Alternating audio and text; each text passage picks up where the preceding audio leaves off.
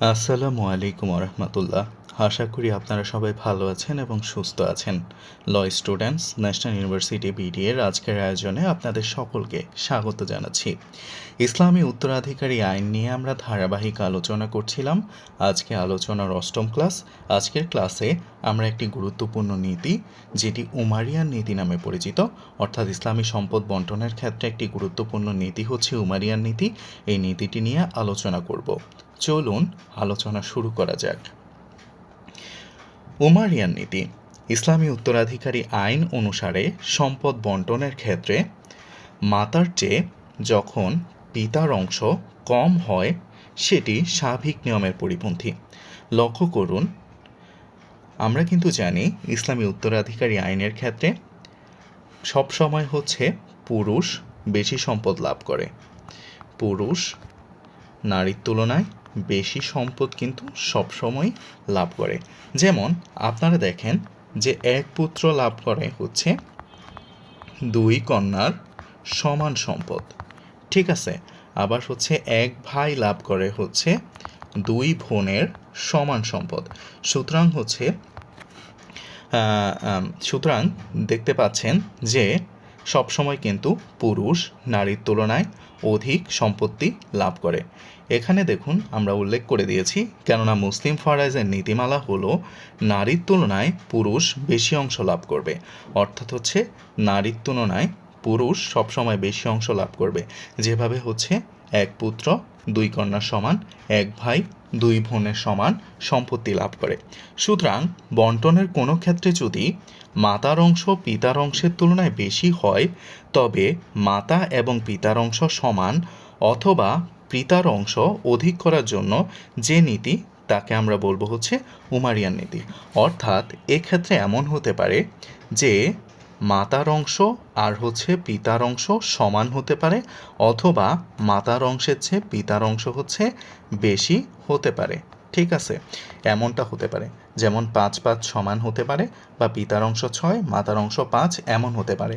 কিন্তু কখনো এমন হবে না যে মাতার অংশ পিতার অংশের চেয়ে বেশি, ঠিক আছে। এইটা কখন হবে না, এই দুইটা হচ্ছে হতে পারে। তাহলে আমরা বুঝলাম যে যখন হচ্ছে মাতার অংশ পিতার অংশের চেয়ে বেশি হয়ে যায়, তখন মাতার অংশ পিতার অংশ সমান অথবা পিতার অংশ বেশি করার জন্য আমরা যেই নীতি প্রয়োগ করব, সেই নীতিকেই আমরা উমারিয়ান নীতি বলবো। এই নীতির প্রবর্তক হচ্ছেন ইসলামের দ্বিতীয় খলিফা হজরত ওমর রাদিয়াল্লাহু তাআলা।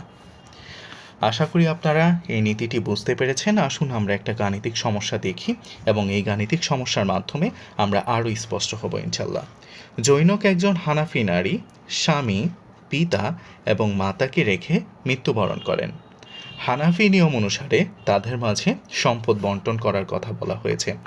দেখুন যে মৃতা নারী যিনি কিনা কাদেরকে রেখে গেছেন হচ্ছে স্বামী, মাতা এবং হচ্ছে পিতাকে রেখে মৃত্যুবরণ করেছেন। তাহলে এখন দেখুন যে স্বামী যেহেতু কোনো সন্তানাদি নেই তাদের, সেহেতু অর্ধেক অংশ লাভ করবে।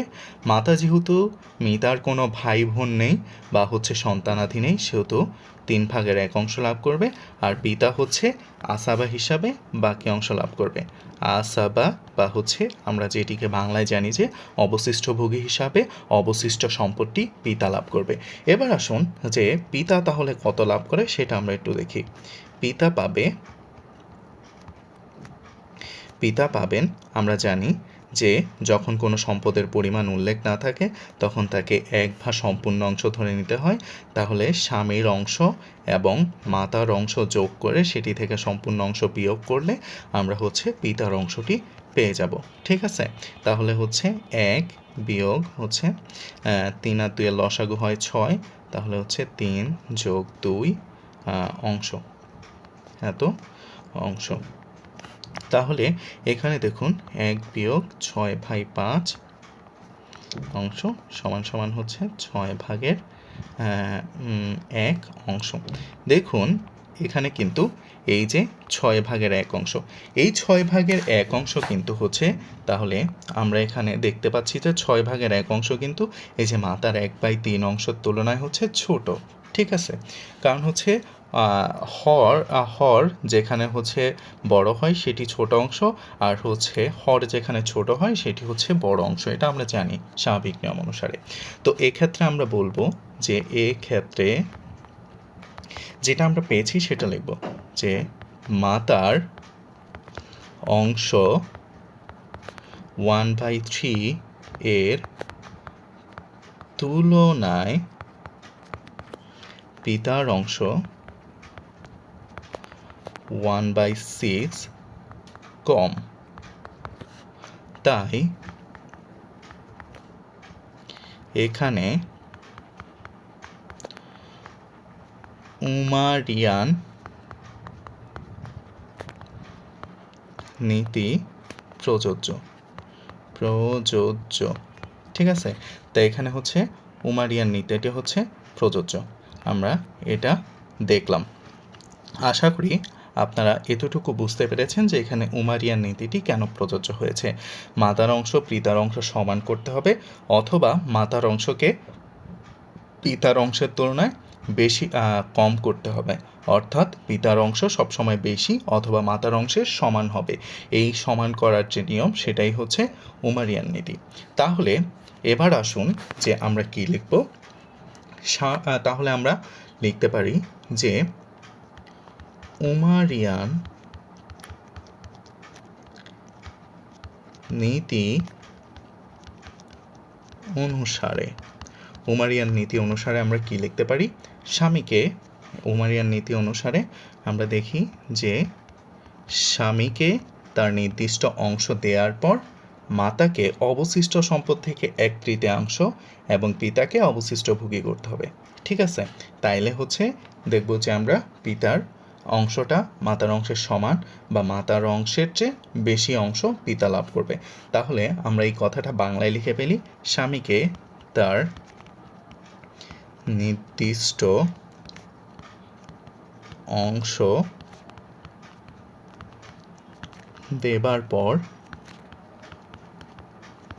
মাতাকে অবশিষ্ট সম্পদ হতে 1/3 দিতে হবে এবং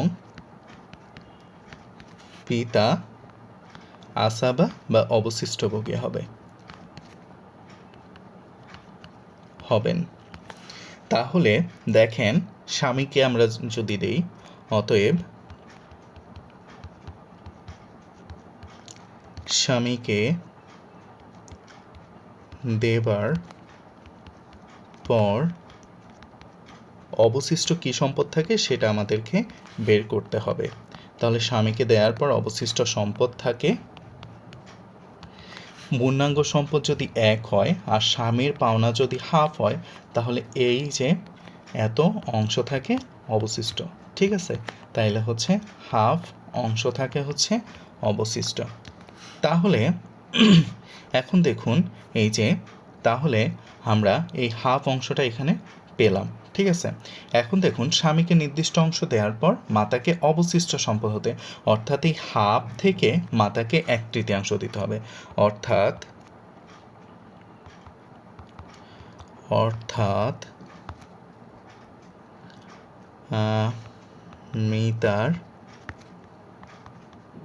মাতা পায় অবশিষ্ট সম্পদ 1/2 এর 1/3। তাহলে হচ্ছে 3 দুগুণে হচ্ছে 6/1 অংশ। তাহলে এই যে 1/6 অংশ হচ্ছে কে পেল, মাতা পেল, আর এর থেকে হচ্ছে অবশিষ্ট অংশ হচ্ছে পিতা পাবে। তাহলে পিতা পায় যে 1/2 আছে, এই 1/2 অংশের হচ্ছে এই 1/2 অংশ থেকে এই 1/6 যদি আমরা বিয়োগ করে দিই, তাহলে এত অংশ। ঠিক আছে, পিতা পায় এত অংশ। এবার আসেন, লসাগু হয় 6, 3 বিয়োগ 1 ইকুয়াল টু হচ্ছে 2/6 ইকুয়াল টু 1/3। কারণ এটা দিয়ে 2 দিয়ে যদি 6কে কাটাকাটি করি তাহলে 3 থাকে। তাহলে এত অংশ সম্পদ হচ্ছে পিতা পায়। লক্ষ্য করুন, স্বামীকে আমরা হচ্ছে সম্পূর্ণ সম্পদ থেকে অর্ধেক অংশ, যেহেতু স্বামীর কোনো হচ্ছে সন্তান সন্ততি এখানে নেই মৃতের, তাহলে হচ্ছে স্বামী অর্ধেক অংশ পেয়ে গেল। সেই অর্ধেক অংশ থেকে আমরা যখন সম্পূর্ণ সম্পদ থেকে অর্ধেক অংশ স্বামীকে দিয়ে দিলাম, তখন থাকে আর হচ্ছে অর্ধেক, অর্থাৎ হচ্ছে এই হাফ অংশ থাকে। এই হাফ অংশকে আমরা যখন হচ্ছে এই হাফ অংশ থেকে মাতাকে হচ্ছে 1/3 দিলাম, এবং পিতাকে আমরা হচ্ছে এই যা সম্পত্তি ছিল হাফ, এই হাফ থেকে মাতার অংশ বাদ দিলে অবশিষ্ট ভোগী হিসাবে পিতা হচ্ছে 1/3 অংশ লাভ করে। এই 1/3 অংশ কিন্তু মাতার 1/6 থেকে এখন বড় হয়েছে। ঠিক আছে, তখন সুতরাং আমরা লিখতে পারি যে, সুতরাং এখানে হচ্ছে কে পায়? স্বামী পায়। স্বামী পায় হচ্ছে কত? হাফ। মাতা পায় হচ্ছে কত?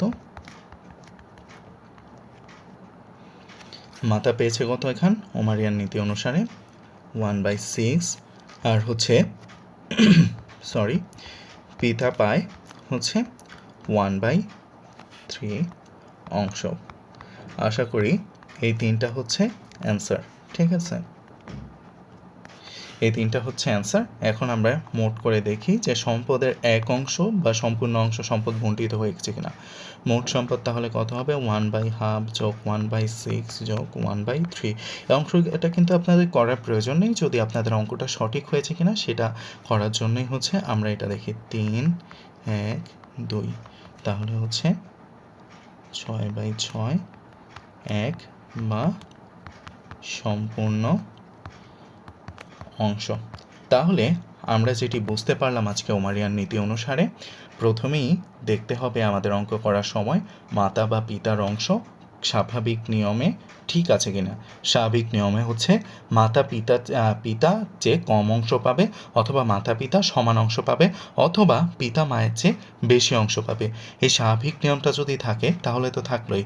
আর যদি কখনো এমন হয়ে যায় যে মাতা পিতার চেয়ে বেশি অংশ পেয়ে গেছে, তাহলে তখন আমরা ওমারিয়ান নীতি প্রয়োগ করে হচ্ছে মায়ের অংশটা কমাবো। কীভাবে মায়ের অংশটা কমাবো? দেখেন, যে স্বামীকে দেওয়ার পর যা থাকবে সেখান থেকে মাতাকে 1/3 দিব, এবং পিতাকে হচ্ছে আমরা কি করব?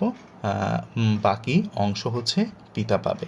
ঠিক আছে, সুতরাং এভাবে করলে আমরা দেখলাম যে হচ্ছে পিতার অংশটা হচ্ছে মায়ের অংশের তুলনায় কি হয়?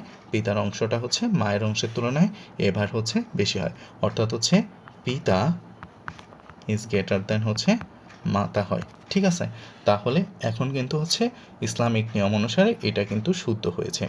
সুতরাং এখানে কিন্তু আপনারা দেখলেন যে আমরা কিভাবে ওমারিয়ান নীতির প্রয়োগ করে অঙ্কগুলো করতে পারি। আপনাদের নিকট যে বই আছে সেই বইতে আরও সমস্যা আপনারা দেখতে পাবেন। ওই সমস্যা একই নিয়ম অনুসারে যদি আপনারা ওমারিয়ান নীতির সমস্যাগুলো সমাধান করেন, তাহলে আপনাদের আরও ক্লিয়ার হবে ইনশাল্লাহ। আজকের ক্লাসে থাকার জন্য ল স্টুডেন্ট ন্যাশনাল ইউনিভার্সিটি বিডিএর পক্ষ থেকে আপনাদের সকলকে শুভেচ্ছা জানিয়ে, ধন্যবাদ জানিয়ে আমাদের আজকের ক্লাস এখানেই সমাপ্ত করছি। আসসালামু আলাইকুম রহমতুল্লাহ।